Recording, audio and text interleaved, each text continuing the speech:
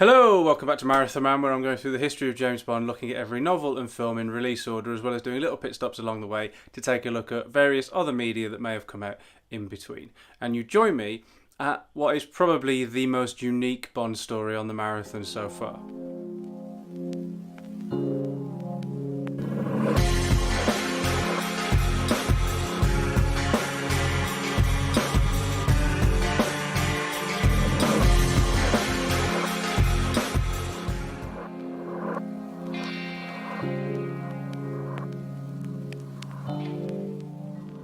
Unused Fleming titles do continue to exist. We'll actually be getting to some fairly soon. But when Eon finally could and did use Casino Royale, then surely the return to Fleming titles was only ever going to be a one-off, right?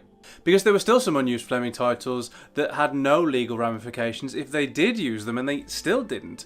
After they used The Living Daylights, when they titled the 16th film License to Kill, even though there was still some Fleming titles left, it felt very much like they were just going, done now.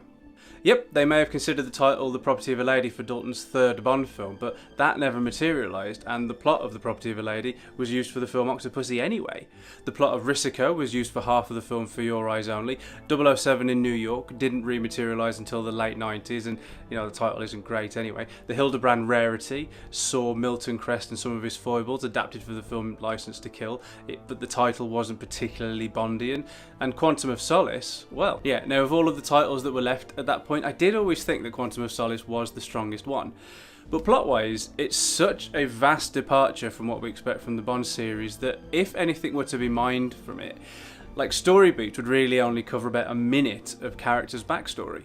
But of all of those titles, Quantum of Solace was the one that eventually got used, and I was surprised. Now obviously I wasn't expecting a faithful adaptation of the short story, but because I'd always felt a little bit like not using Quantum of Solace as a title up until this point had been a little bit of a missed opportunity, and because they just used Casino Royale because they could finally adapt it for Daniel Craig's first Bond film, using Quantum of Solace immediately afterwards made me think, are we returning now to the Fleming titles? Is there a real chance that we could get Risico for Bond 23? Now, the film Quantum of Solace, now its turn won't come on this marathon for a long time yet, so we'll discuss the ups and downs, the pros and cons of that film when we get to it. But I do think I will devote a little bit of time to the discussion of its use as a title here, because I think it's relevant to the short story. And that short story has no action scenes, no love interest, no supervillain, just after dinner chat over cigars, brandy and whiskey with the governor of Nassau following a really tedious dinner party.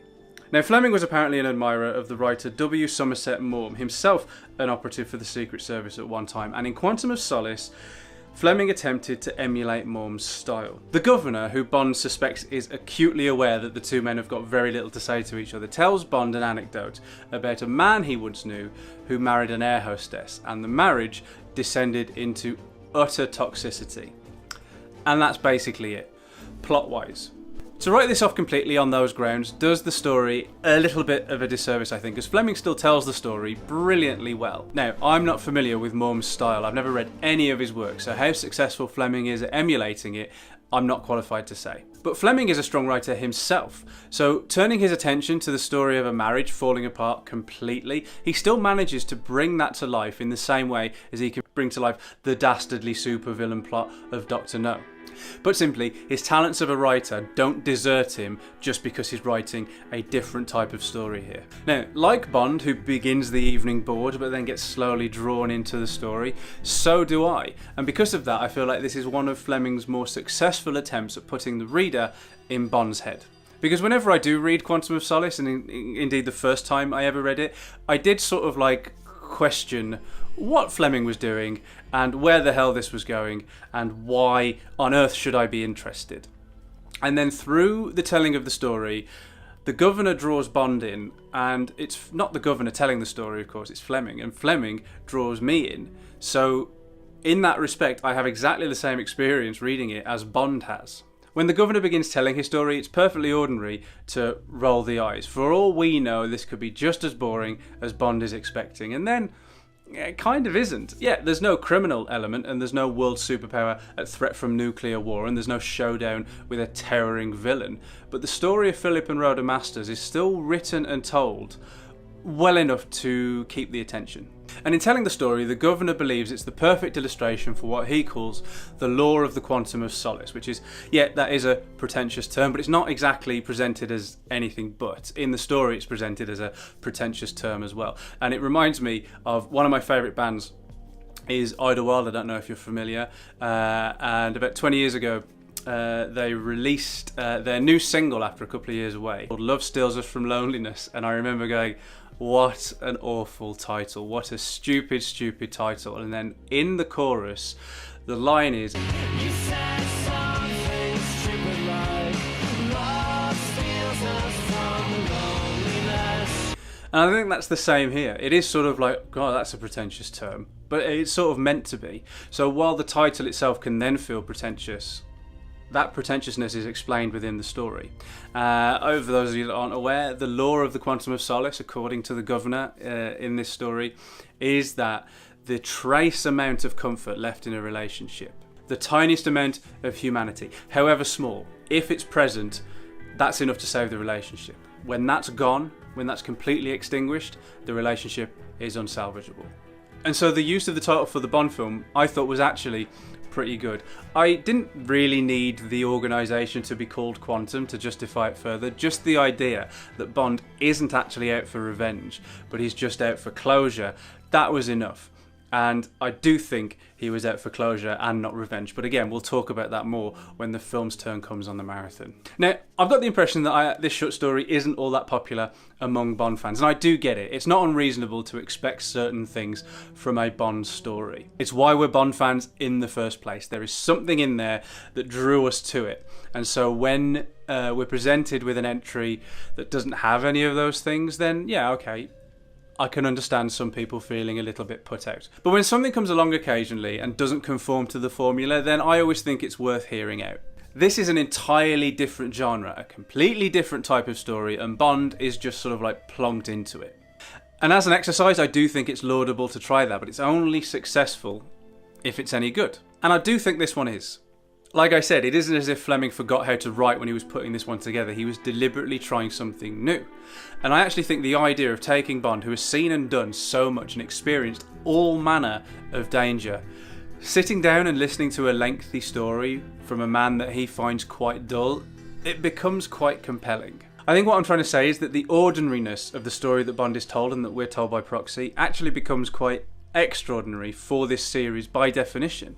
And getting a new insight into Bond as a character and the world he inhabits, while being written quite neatly to boot, actually makes for quite an entertaining few pages.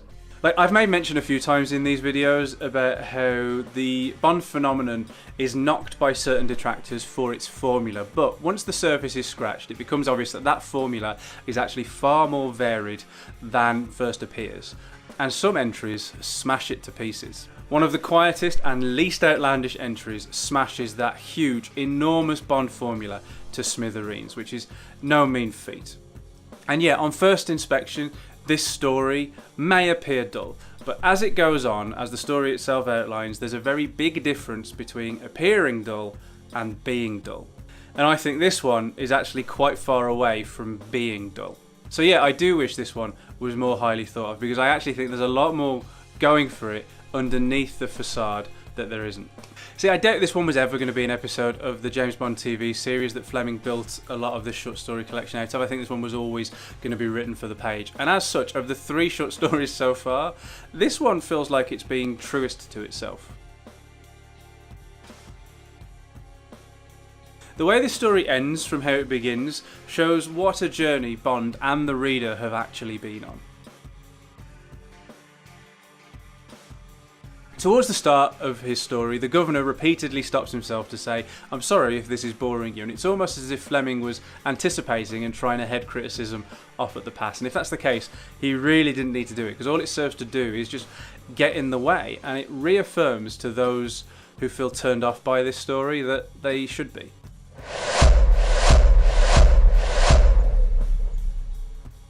Again, thank you so much for watching. If you enjoyed this domestic detour, then you know how YouTube works. Please do hit the like thumb and give it a share. It'd be great to get as many Bond fans along for the Supermarathon ride as possible. And what do you think of this one? Is it sheer difference, a selling point, or is it an exercise in tedium? Can you detect the inspiration of Somerset Maugham in Fleming's writing, or was Fleming a really poor imitator? Let me know in the comments below, and I'll see you back here soon for some risky business. So, if you don't want to miss that, hit the subscribe button, bong the bell, and I'll meet you in Italy.